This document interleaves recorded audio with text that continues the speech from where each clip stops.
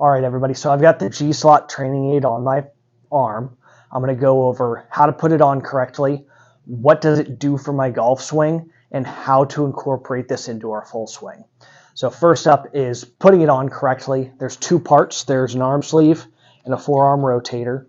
The arm sleeve is fairly straightforward. You slide it up over the elbow and make sure the top band's above your elbow and make sure that bottom band is below the elbow. Most people get stuck when they try to put the forearm rotator on. The two common mistakes I see is not putting it tight enough at the bottom and top so this bar here slides around, and when you go to make the correct movement, you can't make it click like it just did. We're looking for that audio feedback. The second is putting it on so diagonal across the forearm that when they take the grip, it pre-clicks. Now if we got up the top and we're trying our tail off to rotate that forearm, we wouldn't have any audio feedback to work with, and that's what makes all of the Gonkis products awesome, is you've got some sense of knowing when you've done what you're trying to change. So what does this do, right? We're trying to get the shoulder to go external and the forearm to go external. Well, what's external versus internal? If I turn my back to you and make a field goal, external in the shoulders would be away, right? That makes this part click here. External in the forearms would be this direction. Now, what do those two movements do? They are shallowing moves. So instead of trying to shallow the club by changing body tilt excessively, leading to poor contact, we are learning how to use the shoulder and arm to do so. So shallowing is when the center of mass of the club moves behind the handle.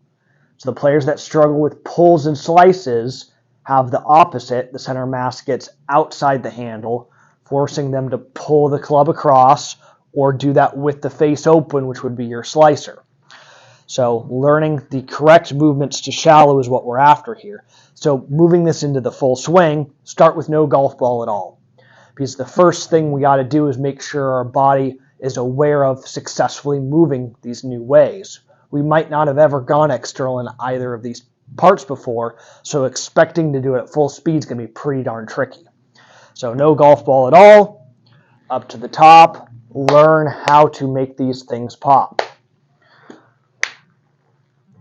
And slowly work it into there, make a swing, and just learn our movements. And as we get comfortable, still starting slow, right? I'm not going to swing full speed because this is my first time throwing this thing on.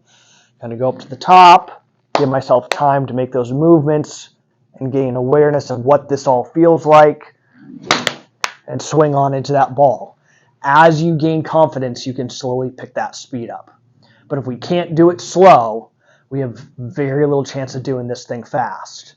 So again, making sure it's on correctly, beginning to get awareness of how the shoulder and arm get external is the priority to take advantage of this training aid. Get that club a bit more shallow. Your benefit in performance is going to be speed, okay?